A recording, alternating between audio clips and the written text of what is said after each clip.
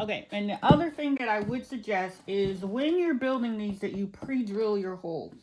Because I don't know if you can see, but one of my uh, pieces of wood split a little bit. Now, these are a little bit heavier than plastic trays, obviously. But it's reusable, it's recyclable, it's gonna last for quite a while. So I'm really loving these trays, and they do naturally. The wood is not really close together, so you will be able to get some drainage. In that case, you might want to use these primarily outdoors, or you'd have to put a plastic liner, more plastic, or something underneath to catch the water.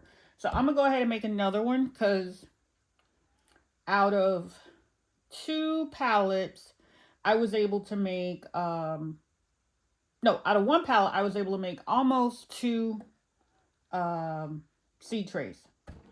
So it just depends because apparently not all these pallet slats are going to be the same size. Like this one is 3.5, and this one here is almost 3 3/4. So your wood isn't always going to be perfect, but hey, it's a great way to recycle and save some money because those plastic trays, buying them year after year gets really expensive.